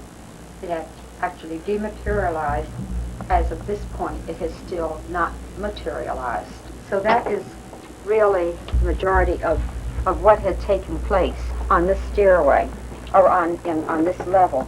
On this stairway, though, I know that there was one occasion, maybe Janet can explain it in a little better order than I would be able to, regarding what had taken place to Dawn, or what you presume may have taken place to Dawn when she was found at the bottom. Oh, that was to Shannon. Oh, that was to Shannon, I'm sorry.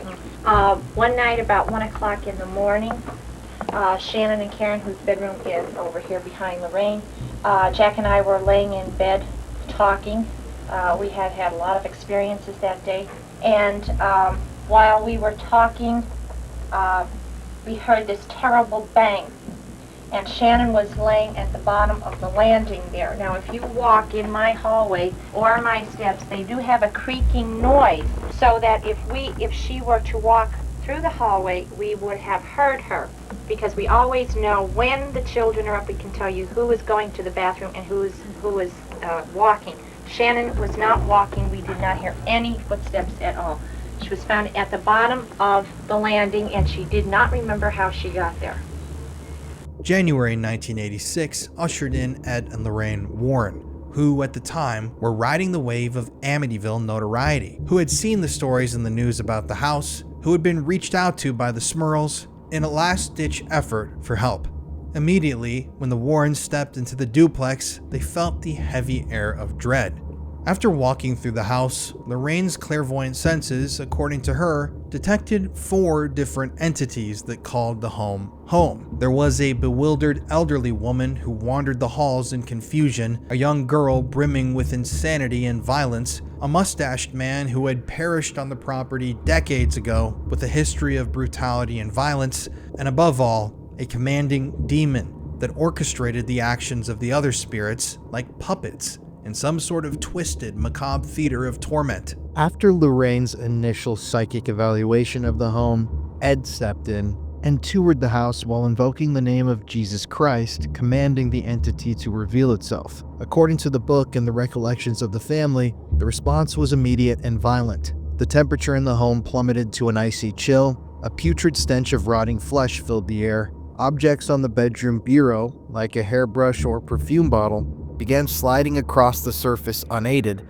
and a mucus-like smoky substance, described as gossamer threads, materialized on the mirror, forming illegible obscenities and the message, "Get out." Ed then declared that the entity was very powerful, intangible, and extremely dangerous, and classified it as a full demonic infestation rather than a mere haunting. The Warrens then advised the family to document all of their incidents once again in a detailed diary, and they also said they should install religious items like crucifixes, holy water, and blessed metals in every room. They warned that the demon would likely escalate in response to their presence, drawing energy from the family's fear and anger. Over the following months, The Warrens made frequent trips to the SMURL home, often staying overnight, conducting a thorough and systematic investigation. They set up audio and video equipment to capture phenomena, amassing hours of recordings featuring, according to them, unexplained knocking, rapping, inhuman grunts and growls, and even pig-like snorts. Visual anomalies allegedly captured on camera during this time included levitating objects and physical assaults on the family members. At times, Ed physically confronted the demon by playing out loud religious music, which included Gregorian chants, and reciting prayers, which provoked reactions from the entity like furniture shaking and mirrors cracking. The Warrens, recognizing the need for ecclesiastical authority, then contacted their associate, Bishop Robert McKenna, and McKenna visited the home and performed an initial mass, followed by the first formal rite of exorcism in the SMURL's bedroom. During this rite of exorcism, the demon allegedly manifested violently. The air grew foul, objects flew around the room, and guttural voices blasphemed from within the walls. McKenna, during this exorcism, commanded the demon in Latin to leave, but it resisted, audibly laughed out loud, and promised to return.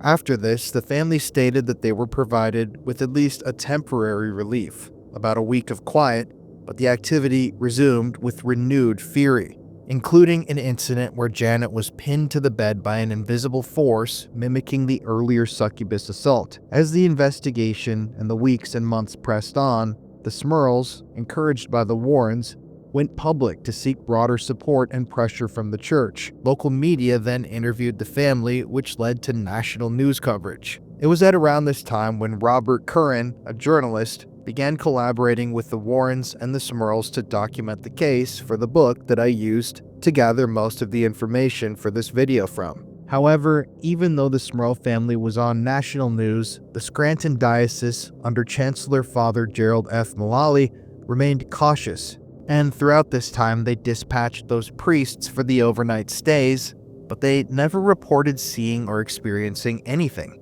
fueling accusations that the demon was hiding during these visits. In late 1986, Bishop McKenna returned for 2 more exorcism rites, the second taking place in summer, the third in fall, each one reportedly being more intense than the last. The book describes the second exorcism involving holy water being hurled back at the bishop, caught in midair and thrown back at him, walls oozing a slimy, unidentifiable substance, and the demon speaking through Janet in a deep, masculine voice, cursing Christ and revealing disturbing, intimate family secrets to prove its knowledge. The third exorcism, held on a dark and stormy night, saw electrical outages, levitating mattresses with children screaming in terror, and a black inky mass forming over the bed that only disappeared after McKenna persistently commanded it to. Each exorcism rite bought the family 3 to 7 days of peace, but the demon would always return stronger and target the children more aggressively. At this point, the Warrens noted patterns in the haunting. The entity seemed to feed on negative emotions and mimicked voices of those living in the house to sow discord. However, the Scranton Diocese began to grow publicly frustrated with the case and the Warrens' involvement, as they viewed them as outsiders. Eventually, Father Mullally met with the SMURLs and the Warrens, and insisted that the church take over the case, and he even banned them from performing further unauthorized exorcisms. A priest from another diocese offered to help the family, but was rebuffed by Scranton individuals for breaking protocol.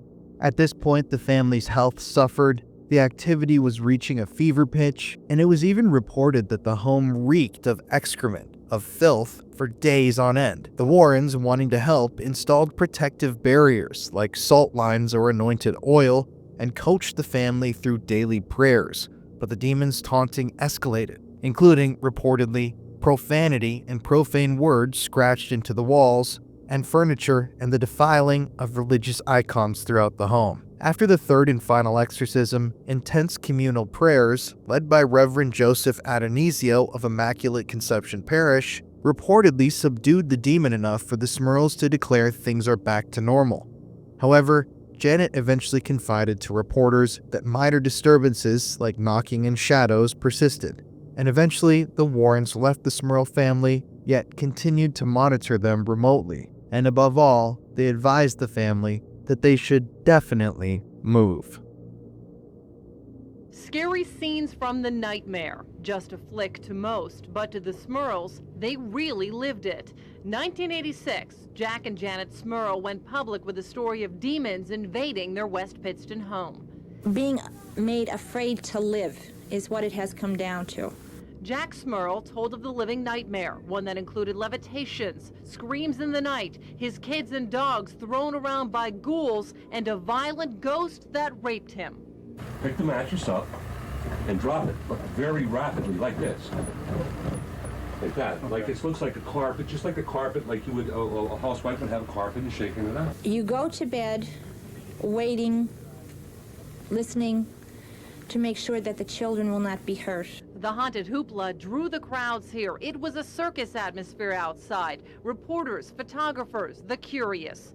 The late Scranton actor Jason Miller, who played the priest in the movie The Exorcist, made a cameo back then.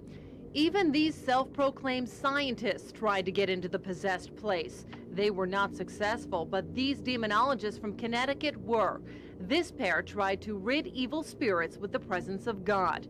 After a night in the SMURL home, their reaction? It's very powerful. It's invisible. I don't care if you want to call it a devil or a ghost or a demon. There's something in this home which has the intelligence to inflict physical and psychological harm upon this family. Then a famous mentalist got into the act. The amazing Kreskin set out to downplay the demons and show the mind is stronger than the ghost. I want all of you now to think of the most violent thought you can imagine. Oh! Their emotions shattered, the SMURLs turned to this priest. He studied unusual phenomenon in New York and felt chasing the spirits out and exorcism was the last resort. Just like the demons, the SMURL story wouldn't go away. The National Enquirer printed their tale of terror. Then this newspaper reporter wrote a book.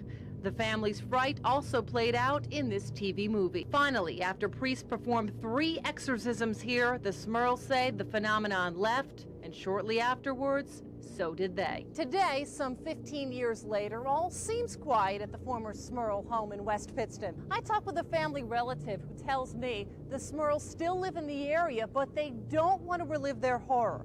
That horror apparently died with the ghosts back in the 1980s. And that's what makes this one of Newswatch 16's biggest stories. By 1988, the SMURLs, their spirits fractured by the relentless torment, listed the duplex for sale and eventually sold it before they fled to a new home in Wilkes-Barre, praying that the physical distance from the home would sever the entity's grip. However, interestingly enough, the woman who purchased the SMURLs' home after they left, named Deborah Owens, lived in a quiet normalcy, and she even went on the record and stated to the public that the house wasn't haunted. She had never experienced one thing out of the ordinary in the home, and her testimony cast doubt in the public eye on whether or not the curse was tethered to the house or the family itself, or if the SMURLs had lied about the entire thing and created a story to make money off of. The SMURL family's story was eventually dramatized in the 1991 made-for-TV movie The Haunted, starring Jeffrey DeMunn and Sally Kirkland, who portrayed Jack and Janet SMURL, which captured the raw terror of their experiences in scenes that chilled viewers to the bone. The film, while obviously embellished for dramatic effect, reflected the profound scars that had been left on the SMURLs. The SMURL family's move marked the beginning of a fragile recovery, but the curse's tendrils seemed to cling on, as if the vengeance refused to release its hold. Janet SMURL, the family's unyielding anchor, held the family together with a quiet strength, her faith a flickering beacon of light in the lingering gloom that sometimes whispered from the corners. Karen SMURL, one of the twins, later delved into paranormal investigation herself, driven by a personal need to confront and understand the forces that had shattered her childhood. After all was said and done, the SMURL family receded from the public eye, their silence a shield against further intrusion. But their narrative has endured, which has inspired various works of media, including The Conjuring Last Rites, the film that just came out this last weekend, a cinematic farewell to the Warrens' legacy that brings the family's battle to vivid, terrifying life. One thing that I'll add in here, I actually saw The Conjuring Last Rites last evening,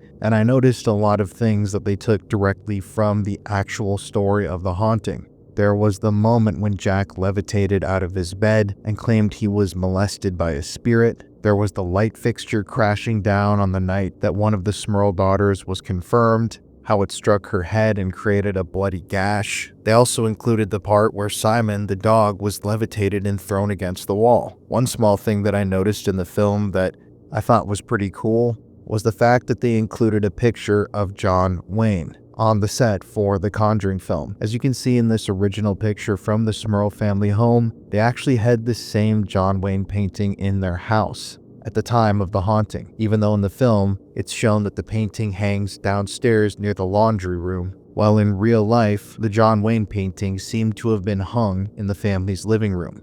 But it's the little details like that I really enjoy. However, it should be noted that the entire thing with the mirror took influence from another story of the Warrens, and that mirror never entered the SMURL family home and really had nothing to do with the haunting. All of that and the ending of the film was added in by the producers and the screenwriters, obviously to spice the story of the movie up a little bit. The SMURL haunting, which was an absolutely massive case and a firestorm in the media, cemented Ed and Lorraine Warren's status as paragons of paranormal inquiry. And the two of them portrayed the haunting as a fierce demonic battle amid potentially cursed land. Their Catholic perspective framed the phenomena as infernal warfare, with Lorraine's clairvoyance and Ed's demonologist background, according to them, providing a lens through which the family's terror was viewed as a cosmic struggle.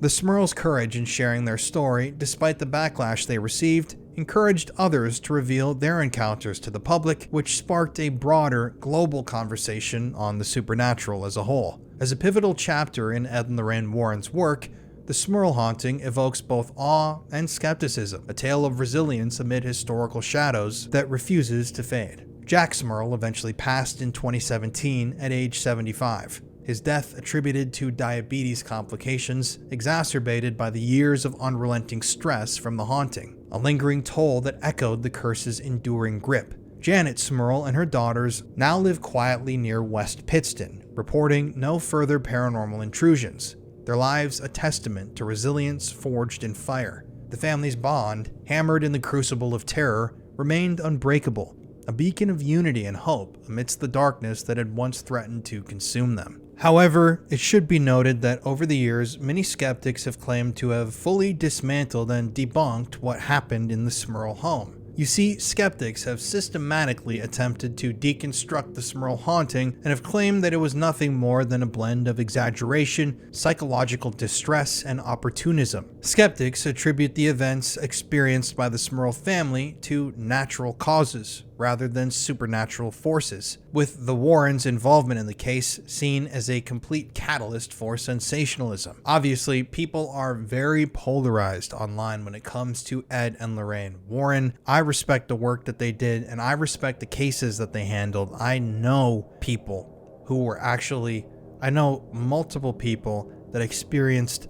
multiple hauntings that the Warrens were involved with. And in my opinion, I think that these hauntings, whether or not you believe in Ed and Lorraine Warren and their work, I think that the hauntings themselves all have, for the most part, their own sense of legitimacy. Not only am I very good friends with Andrea Perrin from the Conjuring haunting, but I'm good friends with another family member from another haunting that I have some big things coming in the future with. So I'm not going to talk about that yet here, and I've listened to their stories and I've listened to them and I believe them. And that's, I think, what it really boils down to with so many of these stories is belief. Do you want to believe? Do you not want to believe? Do you want to look at it with a skeptical eye? Do you want to look at it with a complete non-skeptical eye? That's totally up to everybody. But you do have to take a look at the things that were said arguing against the case. For example, Paul Kurtz, the founder of the Committee for the Scientific Investigation of Claims of the Paranormal, or CSICOP, dismissed the SMURL haunting case publicly as a hoax and a charade, arguing that the lack of independent empirical evidence beyond the accounts of the SMURLs and the Warrens and their anecdotes rendered the stories of the haunting baseless, suggesting that the family was suffering from delusions or hallucinations as alternatives. CSICOP's team, in fact, was barred from entering the house by Ed Warren and Jack SMURL, who ended up calling the police on the CSICOP team, which, according to them, contradicted the family's claims that they were seeking broader help from the public, which also fueled suspicions amongst those members that they were attempting to control the narrative. They didn't want to let outsiders in, according to them, to debunk the entire thing. Also, Jack SMURL's 1983 brain surgery for meningitis, which caused memory loss and cognitive impairments, has been cited by skeptics as a likely source of his perceptions or visions, with psychologists like Robert Gordon publicly proposing that conditions like that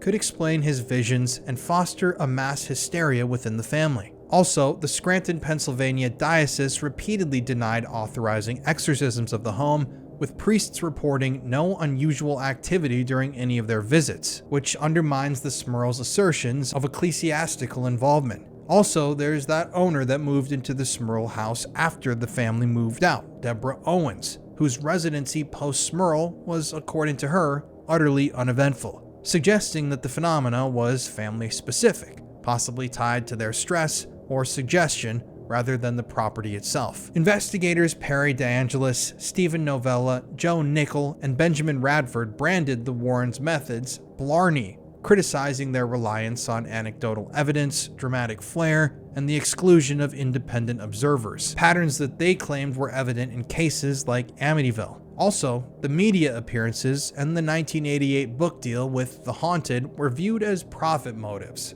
especially amid the family's financial struggles, with reviewers like Joseph Marisfak labeling the book as a one-sided account that lacked objectivity. Forums such as r/The Conjuring Universe and r/Paranormal frequently feature users debating the SMURL case as exaggeration for attention, citing natural possible explanations like mind subsidence causing the noises in the home, or faulty sewers producing odors throughout the property. These critics portray the haunting as a product of psychological factors, confirmation bias, or deliberate fabrication, with the Warrens' quote pattern of declaring demons, isolating families, and pursuing publicity seen as a grift. The absence of released evidence, with the Warrens' tapes having been dismissed as ambient noise, and inconsistencies in the timelines further erode credibility, according to skeptics. Skeptical analysts also reveal patterns in the Warrens' cases, which includes the SMURL haunting, where they, according to these skeptics, declared demonic presences,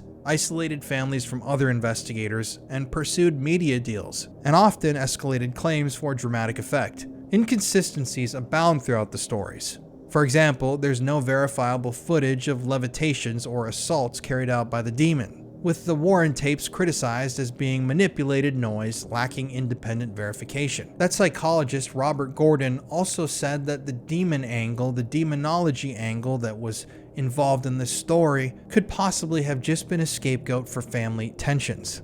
And the church's position, no confirmed demonic activity, no authorized exorcisms, contradicts the claims of a demonic haunting, with priests like Alphonsus Trebold calling the Warrens not sincere and prone to sensationalism. However, as with all these cases, the whole thing turns into, who do you believe? Do you believe the Warrens and the SMURLs, or do you believe the skeptics? And that's up to you.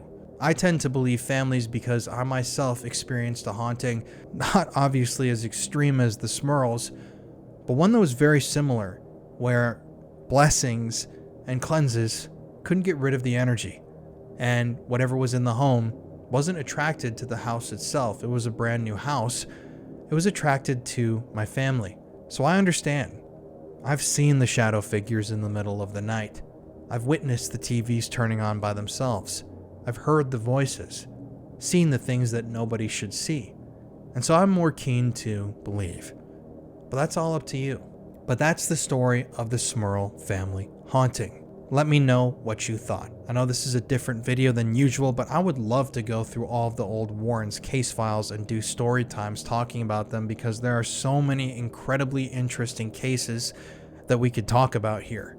So why don't you guys let me know. If you've enjoyed today's video, if you've liked this switch up, please consider leaving me a like and a comment in the comment section of the video, and let me know what case you'd like to see me do next. I might consider making this a weekly series. Anyways, y'all, thank you guys for watching. I hope you enjoyed the movie. I hope it's good. I haven't seen it yet. It's coming out this weekend, but I know for sure I'm going to be seeing it tomorrow. It's Colin here. Thank you for watching. Be sure to tune in for another episode of the Paranormal Files coming on Monday. I love you guys so much, and stay spooky.